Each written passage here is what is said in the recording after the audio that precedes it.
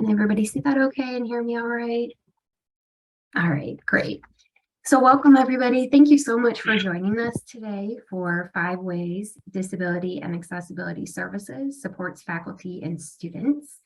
So the captions for this webinar are enabled and we are recording. So the recording will be available on our website as well as a blog post on the Hub for Teaching and Learning.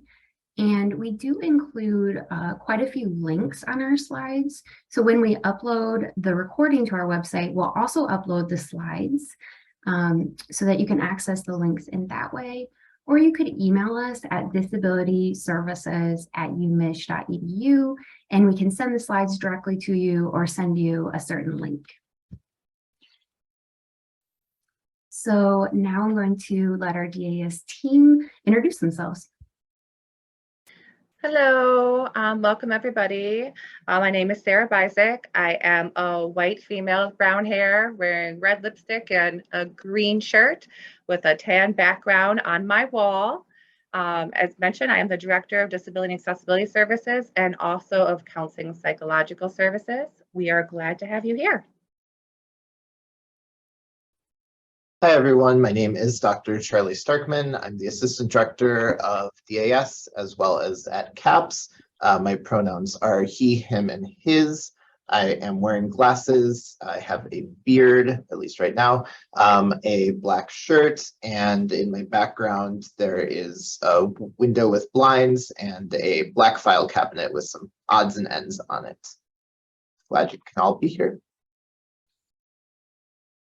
Good morning, everyone. I'm Judith Walker. I'm one of the Disability and Accessibility Services coordinators for our students here on campus. My pronouns are she, her, and hers. I'm wearing a pink and black top. I have headphones on, and happy to see you all here. Hello, everyone. My name is Kathy Sider. My pronouns are she, her, hers. I am a white woman who wears glasses and has long brown hair. I am wearing a headset today and a gray University of Michigan shirt. I am the Testing Center and Alternative Formatting Coordinator for the DAS office. And my name is Hillary Degner. I'm the DAS Coordinator of Case Management and Support. My pronouns are she, her, hers. And I'm a white woman with blue eyes, brown glasses, red hair. I have a cranberry colored shirt on as well. Okay, so today our overview of our presentation includes, we'll be talking about 5 areas of support. So we'll start with a little bit about DAS and academic accommodations. We'll talk about test proctoring and accessible documents and technology that we recommend. We'll also talk about our new support coaching appointments, and we'll end with education and advocacy. So I'm going to pass it over to Judy.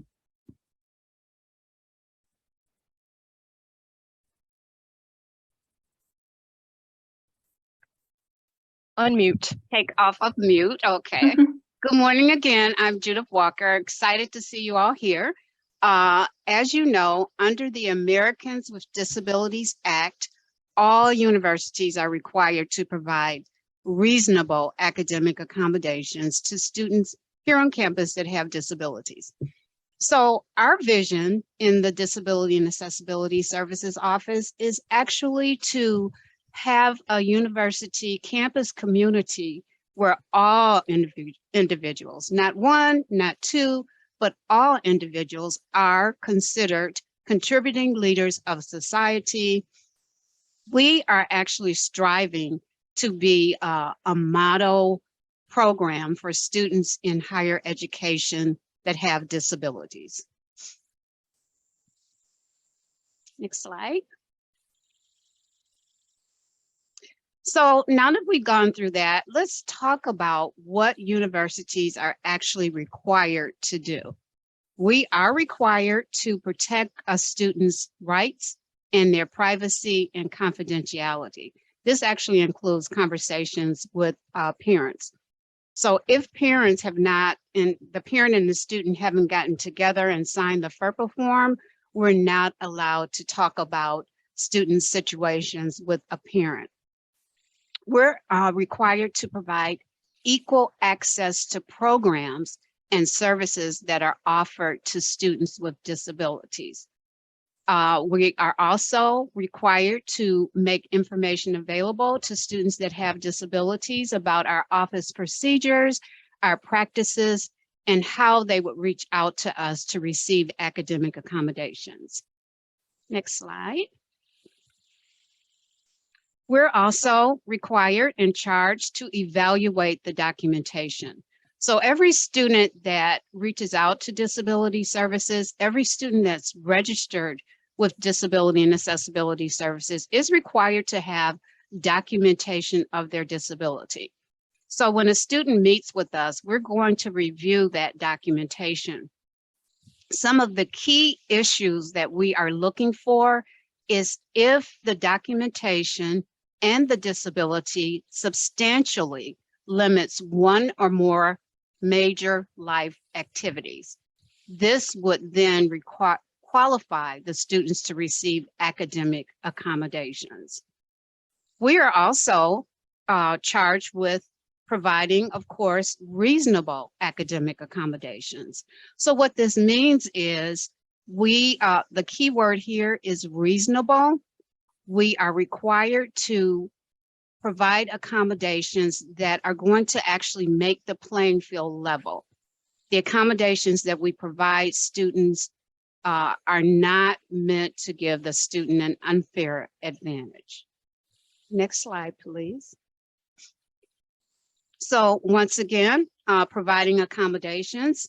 The accommodations that we're providing are reasonable and giving students equal access to generally available programs that are here on the university. We can provide accommodations that will make reasonable adjustments to a classroom or even alter. We cannot provide an accommodation that will alter integrity or the essential components of technical standards of a course or program. And we are required to let students know what their rights and responsibilities are. Next slide, please. So let's talk a little bit more about what post-secondary institutions are not required to do. We cannot reduce or waive the essential requirements of a course. We're not required to provide evaluations or testing for diagnosis for a student. However, I'm happy to say that our CAPS, Counseling and Psychological Services Office, has embarked on programs where they are able to provide us some diagnostic information in order to have the students eligible to receive academic accommodations. We are not required to provide tutoring. Otherwise, anything that is not available to all students. So tutoring services is a service that's provided for not only disability students, but for all students. We do not prepare IEPs.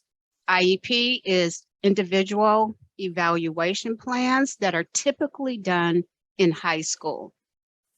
However, if a student meets with us and they present an IEP, many of the IEPs will have actual testing that was done in order to be able to provide the student academic accommodations. So in those cases, we will accept an IEP from a student.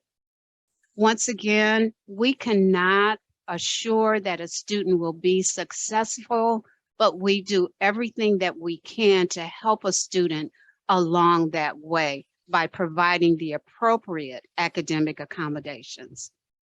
We're not required, once again, to provide information for parents unless that FERPA form has been signed. Next slide. So let's talk about a little bit about what the student's responsibility is, because in this whole game, it's not just the university's responsibility, it's not just the faculty's responsibility. The students have a role in their own educational journey. So students should be speaking with their instructors about their accommodation, They're not required to disclose their disability. However, when I meet with a student, I let them know that they're not required. However, sometimes it may make sense for them to talk a little bit more about their disability, but I always make sure that they understand that that's totally up to them. A student is the best person to describe or to relate what their actual diagnosis is going to need and how a faculty person can help them. And once they meet with our office and they're provided academic accommodations, we always say, make sure you speak with your instructor about how you plan to use your academic accommodations. Accommodations are given to them by us. It's up to the student to manage their own accommodations. So a faculty member may receive a letter from Disability Services saying that a student is entitled to additional time on a test or quiz. However, they're not sure if the student wants to use that additional time. So the students are always told to email their instructors about 2 or 3 days in advance, letting them know that they want to use their additional time until the instructor may say, well, Jane or Joe, you don't have to continue to do this because I have it automatically set up in Campus. We are, as Disability Services, we're not entitled to or required to provide personal attendance. Next slide, please. So what are students also required to do? Self-advocacy. So this goes along the line of what we were just speaking about. They should be speaking with their instructors, speaking with others about their actual academic accommodations, the accommodations that they're going to need, how they're going to need them. Next slide, please. Along with self-advocacy, it's so important because disability and accessibility services, we're not required to disclose a student's disability. We can only communicate to instructors through the academic accommodations. So this is where students really come in, and it's very important in their role to speak on their own behalf. Next slide, please. So once again, here we have the FERPA and the confidentiality information. So students, once the student and the parent has gotten together and they have signed that FERPA form, Disability and Accessibility Services can speak with the parent about the student's educational journey here. If the student and the parent have not signed the FERPA form, Disability and Accessibility Services cannot disclose any information about the student. So thank you for listening, and I hope you've learned something. Feel free to reach out to me in the future for any questions or concerns.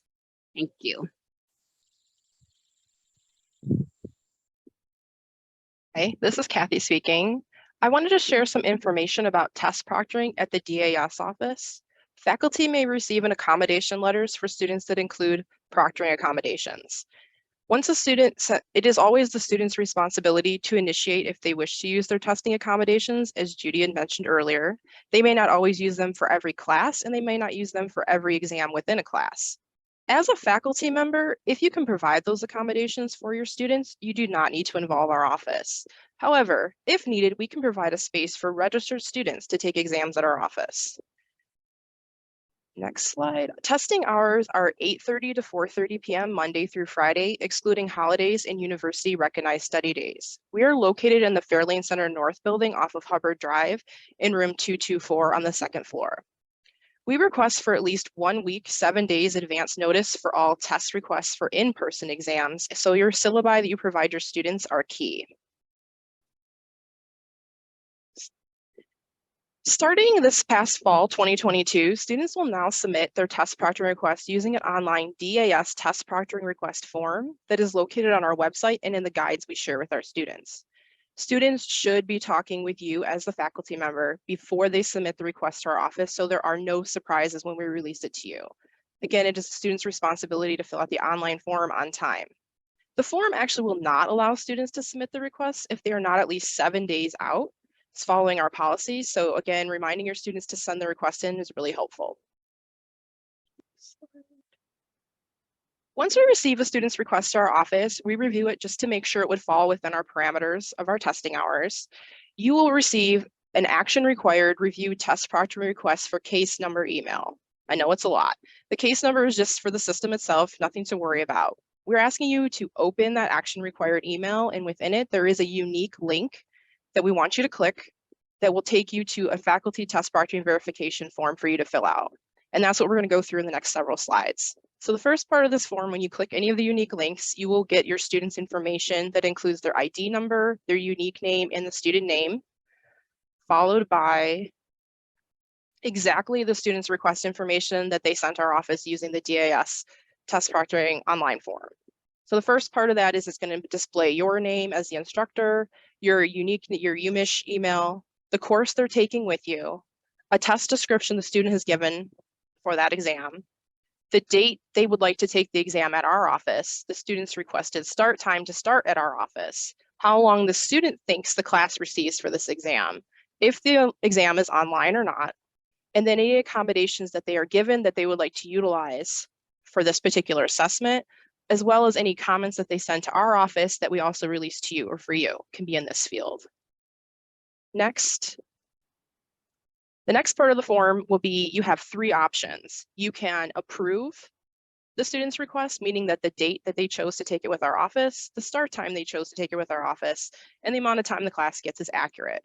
You can approve with conditions, which will pop up another approval conditions box for you to fill out.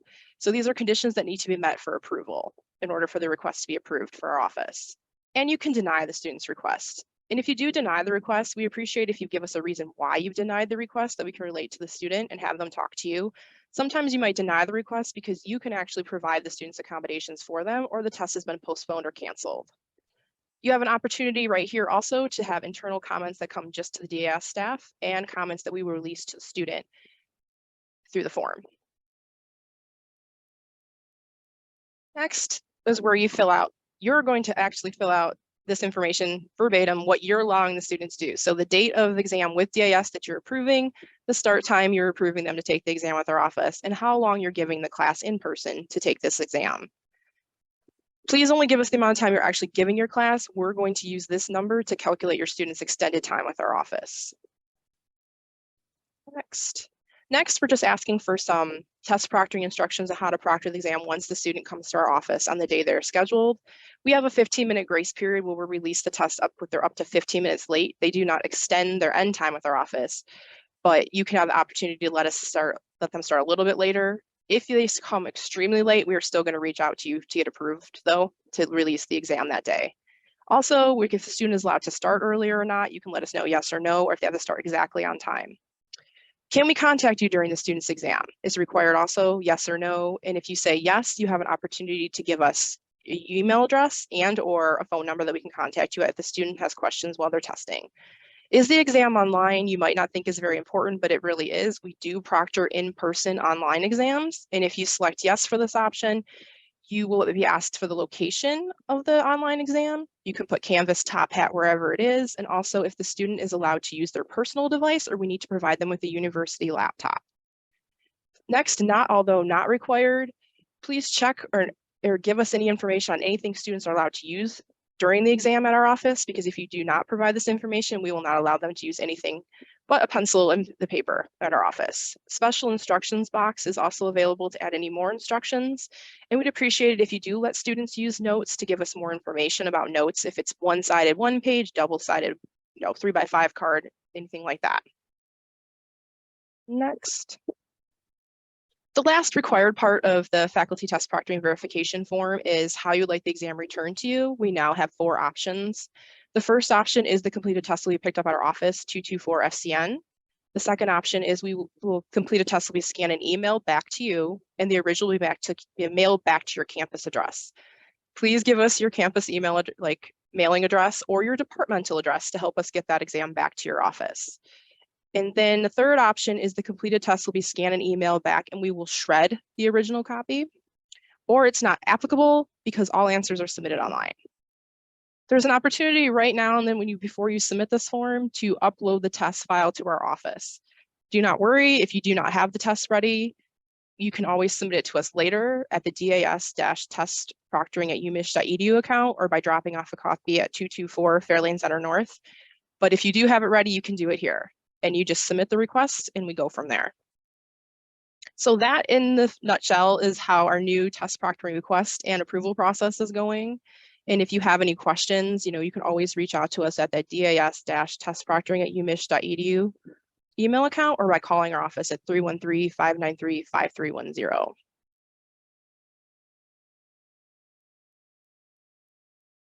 Great. So next I want to segue quickly to mention accessible documents. Students affiliated with our office may also receive an accommodation for accessible documents. This means that any and all materials, whether required or supplemental, that you provide your students need to be made inaccessible. So keep in mind, as faculty members, you are the content expert for your course. If there are diagrams, graphs, figures, massive tables, pictures, images, you may need to provide alternative text for students with this accommodation.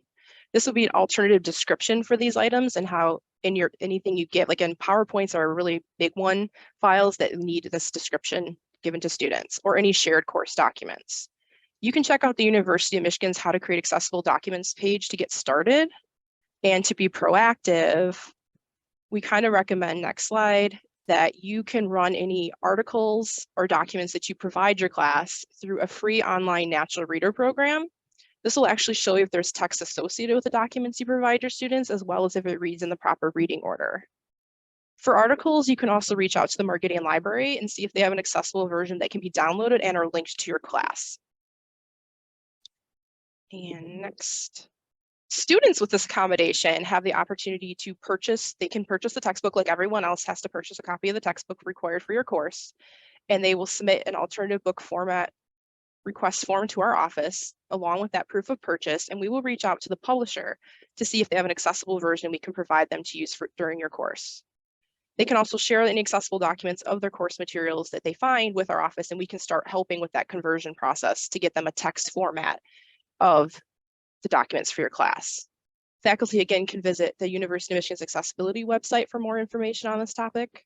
And in the summer of 2021, we invited Jane Burlees-Vincent from Ann Arbor, and she presented on tips for faculty accessible documents in the classroom that is located on our faculty resources page if you want to check out that video. And lastly, for me, some technology that we recommend that are available to all faculty, students, and staff on campus that you can check out as well as refer your students to look at. Office 365 and Microsoft Word, there is a read aloud feature where it will read out text aloud to students if they enable that, and a dictate feature where they can do their assignments by dictating it using headset. Read and Write is a software that we can all have access to. It's linked in this document if you want to check that out.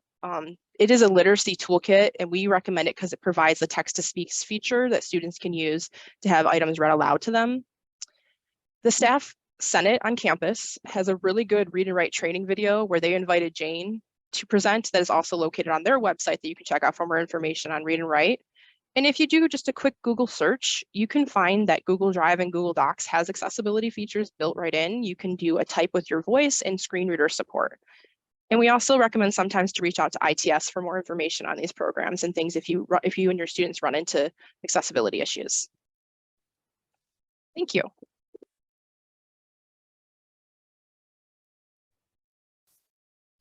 And Judy. So this is Hillary speaking. I'm going to go through our next two sections. So we're talking about support coaching now, and I was hired as the coordinator of case management and support in April 2021. And my position was created to offer students additional support due to the switch to online learning and the challenges related to the pandemic. And I created our support coaching program and began offering appointments in August of 2021. As the support coach, I assist with a range of challenges and topics related to the student's academic and social experiences as a college student. So support coaching is not a replacement for academic accommodations, but the sessions are great in combination with the accommodations. So for example, a student might be struggling with making time for all of the readings in their classes. So during the support coaching appointments, we might discuss reading and time management strategies.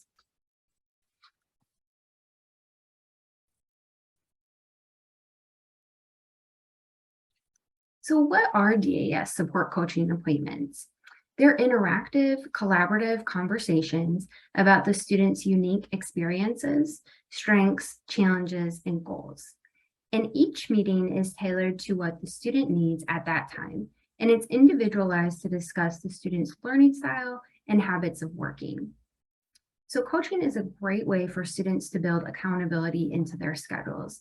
And I found that coaching works well for students who schedule weekly meetings, especially for the same time and day if they're able to do so. So I meet with students in person or over Zoom, and I also offer appointments where the student and I log into Zoom, and we both have our mics and our videos off, and we just type back and forth through the chat. So this appointment mode offers increased accessibility for students who need nonverbal interactions. So coaching appointments are scheduled for 30 minutes, and we discuss a range of topics such as time management and prioritization, study skills, note-taking and reading strategies, preparing for exams and managing test anxiety, self-advocacy skills, communicating with professors, connecting to on-campus or off-campus resources, encouragement and motivation, and mindfulness as well. So coaching appointments begin with me asking the student what they want to talk about during that appointment, or checking in about the goals that they set for themselves in a previous meeting. And coaching is really about letting the student guide the sessions so that they're setting their own goals and creating the plan to achieve those goals. So I ask a lot of questions during the support coaching appointments, and I encourage students to be self-reflective about their experience as a college student as well. So we'll discuss different tools and strategies. So for example, if a student is struggling with time management, we would talk about different strategies such as using a planner, setting reminders in their Google Calendar, or setting a timer on their phone when they're working on different assignments and tasks. And then the student would pick what works best for them. Some students also struggle to reach out to their instructors as well. So sometimes we would use that meeting space to write emails to professors, and then the student would have a chance to send that email during the meeting as well. And I also remind students that they make progress in each of our coaching meetings. So it takes time for them to build new habits as well. So attending the coaching sessions regularly is really important. So what does the support coach not help with? So I'm not an advisor and I'm not a counselor. So if a student has questions about degree requirements, I remind them that they can make an appointment with their advisor. And if a student starts talking more about their mental health, I remind them that I'm not a mental health professional, and I encourage them to talk with the therapist that they already have, or if they don't have one, I can refer them to counseling and psychological services on campus. And students will also often ask me questions about their specific assignments or their classes. So in that case, I would remind them to reach out to their professor with any questions that they have, either through email or by attending office hours. So these are a couple ways in which the support coaching appointments can be beneficial to students. So many students start at UM-Dearborn and they haven't been taught how to be a college student, or they're a returning college student and it's been a while since they've been in college. So they might be experiencing test anxiety for the first time. So in that case, we could discuss different mindfulness techniques such as deep breathing exercises. And sometimes students just need someone to listen to their plan for the week. So saying aloud what they need to work on helps students figure out what they should prioritize to turn in assignments on time, and so that they're building in enough time to study for their upcoming tests as well.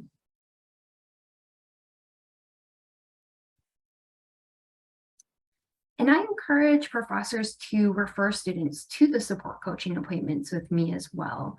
The students do need to be registered with DAS and receiving academic accommodations to attend support coaching. And some instances that you might refer students to coaching include if they need assistance with note-taking strategies, if you notice that they're often turning in late assignments, if they seem nervous or anxious about tests, or if they're having difficulty communicating with you. So if you know of students who are receiving accommodations through DAS and that they might benefit from support coaching appointments, you can encourage them to schedule an appointment with me through the My UM-Dearborn student portal. And students also use the student portal to schedule their intake appointments with us, as well as their re-enrollments and their follow-up appointments if they need to discuss their academic accommodations as well. If faculty or students or staff have questions about support coaching, you can reach out directly to me at hdegner, D-E-G-N-E-R, @umich.edu. So our final section that we'll be talking about today is about education and advocacy. So our office is here to support faculty and staff with any questions about inclusivity and accessibility. And our team educates on different topics related to disability and accessibility. We advocate for the use of universal design, which we'll talk a little bit more about in the next slide. We also use the social model of disability versus the medical model. The medical model posits that there's something wrong with disabled individuals. It focuses on prevention, treatment, and even cure, and it places medical professionals as the experts. Whereas in the social model of disability, that focuses on barriers facing people with disabilities due to a lack of social organization. The social model asserts that disability is a social construct. It focuses on the limitations of the environment, and it places the person as the expert on their own disability, not a medical professional. So at DAS, we work to help remove barriers within our academic spaces. And universal design, or UD, fits within the social model approach.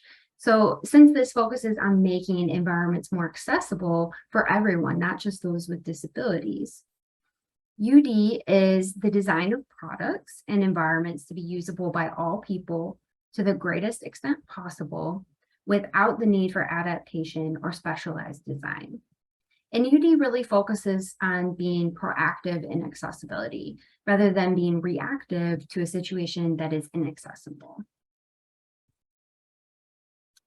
So in applying UD to the classroom, we have UDI, or Universal Design of Instruction. And this challenges the instructor to go beyond legal compliance to proactively design an accessible course and integrate practice so that all students benefit. UDI can be applied to all aspects of instruction, including class climate, interaction, physical environments and products, delivery methods, information resources and technology, feedback, and assessment. So we have a few UD and UDI examples, and these include, the first one is visual description, and that's what we did at the beginning of this presentation. So we described what we looked like to be accessible for individuals who are blind or have low vision, or anyone who cannot see the screen at the moment. And another example of UD for instructors is uploading class slides and materials before class, so students can preview material and follow along in class. And this is an academic accommodation that instructors might see on an accommodation letter, but it can also be built into the class design for all students instead of just those with that accommodation on their accommodation letter. In addition, when you're creating your slides, being mindful of slide design, such as using large font and color contrast, is another example of UD. And we also encourage all instructors to caption all videos that are played in class and assigned for homework. And there's a tutorial for how to caption videos that you upload to Canvas. It's located on the How-To Videos for Faculty My Video channel. So this is our final example of UD, and it's the use of image descriptions, which describe what an image looks like and emphasizes the most important information. Image descriptions can be used when you're giving a presentation like this one, or when you're presenting your slides in a lecture. An example of an image description for the image on this slide is, this is a screenshot of Michael Nesmith's TED Talk titled, "Why We Need Universal Design." Michael is deaf and is a Native American Sign Language, or ASL speaker. In this image, his right hand is raised near the side of his head as he's in the process of signing hello in ASL to welcome the audience to the beginning of his talk. So in a classroom setting, this would be helpful to blind or low vision students. And since it's a UD approach, it's also helpful to non-disabled students. So for example, automatically incorporating these image descriptions when you're going through slides during your class makes the class material more accessible for everyone. So this could be maybe students who are sitting in the back of the room and they can't see the image very clearly from their seat. And there's not just one way to write this image description or any image description. You would just want to describe the image so that it captures what you want your audience or your students to get from it. So thinking about why is this important and why is it included on the slide? And for our presentation today, it's important because we encourage all of you to watch this 10-minute TED Talk about the importance of universal design. So we do have a little bit of time for questions. And I also wanted to mention that our staff can be reached by email at disabilityservices@umich.edu or by phone at 313-593-5310 if you have any questions or concerns. If you have a test proctoring related question or concern, you can also email us at das-testproctoring@umich.edu. So I'm going to stop sharing so that we can have a little bit of time for questions. In the chat.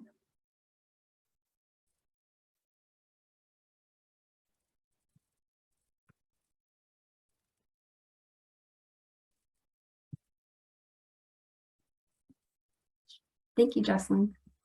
And if you have any questions you'd like to put in the chat, that's fine as well, too.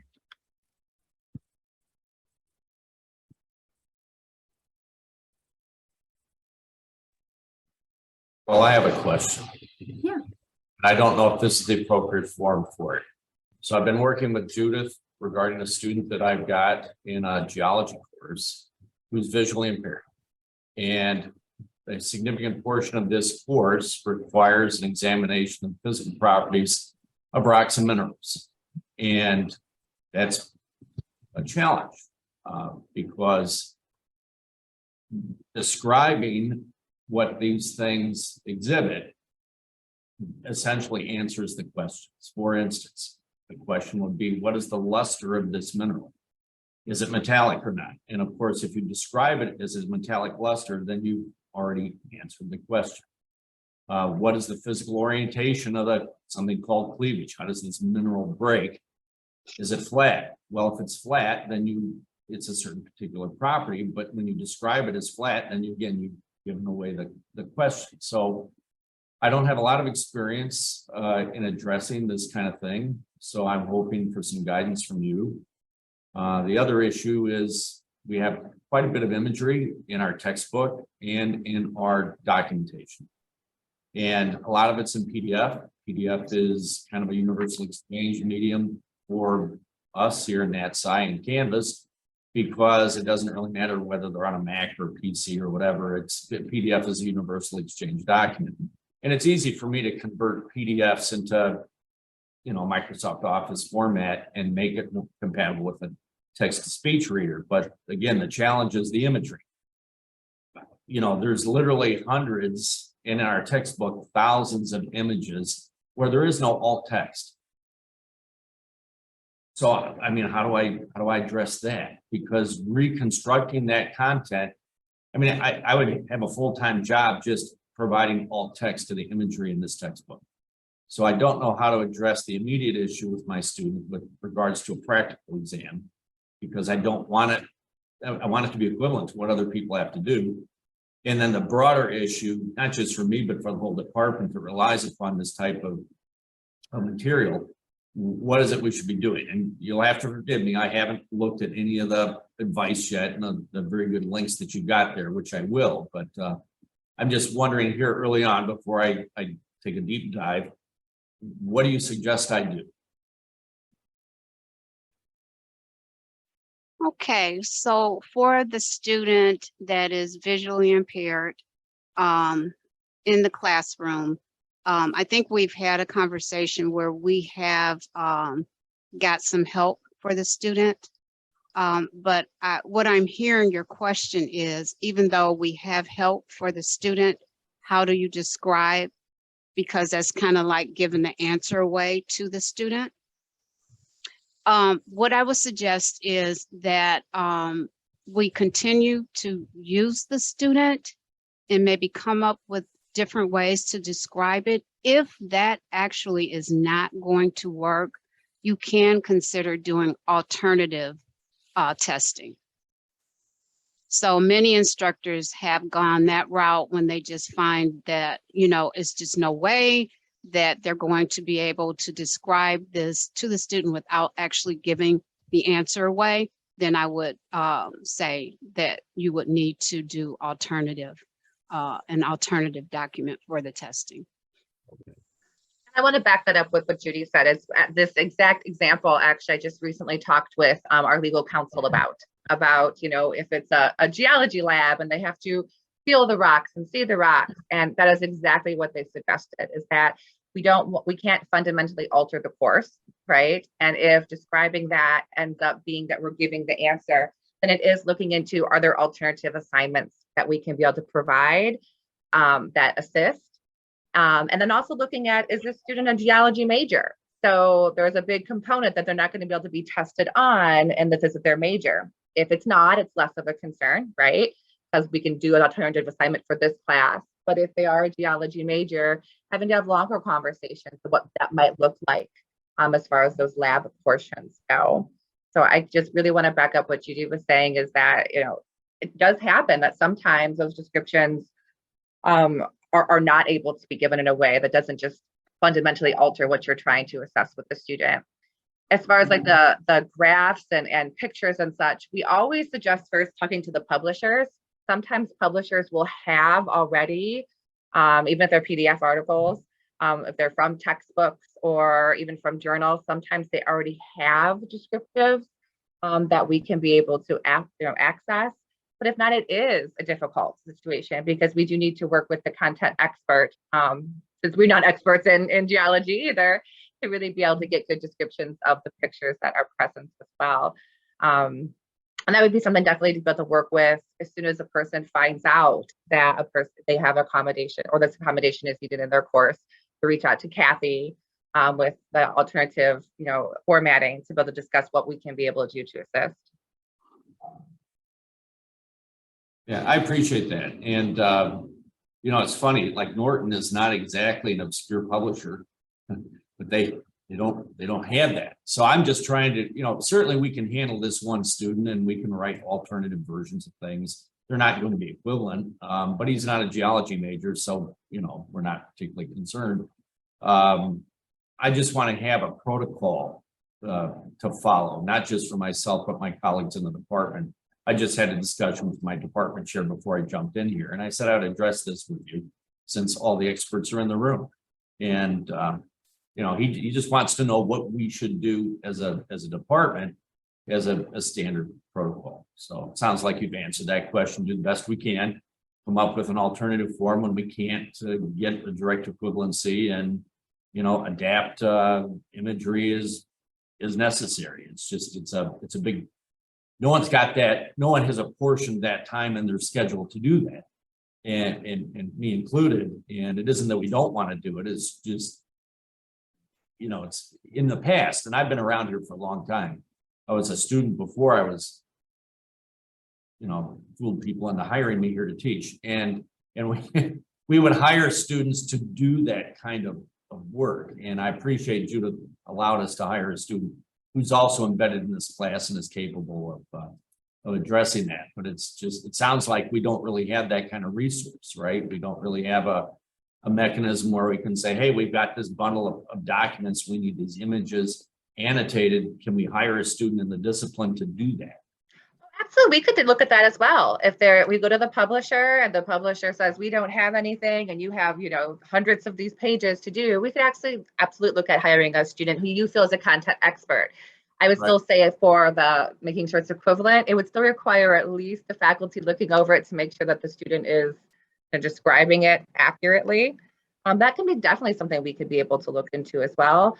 I know for myself, coming from a psychology background, I wanted like protocols in place with DAS. And one of the things I really had to learn is that every situation is so unique, right? So like, you know, each classroom requires different types of accommodations, and each student requires different types of accommodations, even if their disability is the same. So unfortunately, I think what the best protocol is, as soon as you have something that comes up, contacting us so that we can try to work through what we might be able to do with this individual situation. Because the best thing we can do is work together with faculty to be able to kind of figure out what works best. You know, if they have a graduate student or even an upper graduate or upper level undergraduate who they're like, they can definitely do this, great. Let's look into getting that formatting done that way. We are always open to kind of the different suggestions because you all are the expert on your courses. Great, thanks very much.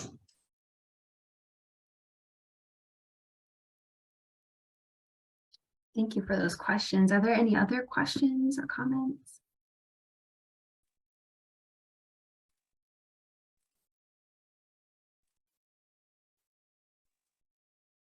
I'm just going to say thanks for putting this together.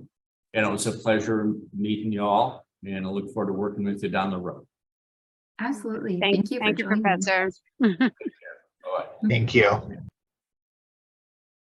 Okay, so if there are no other questions at this time, I think we can end this webinar. The recording, again, will be available on our website and on the Hub blog as well. And feel free to email our direct email address or any of us, or call us if you have any questions. Thank you all for attending today.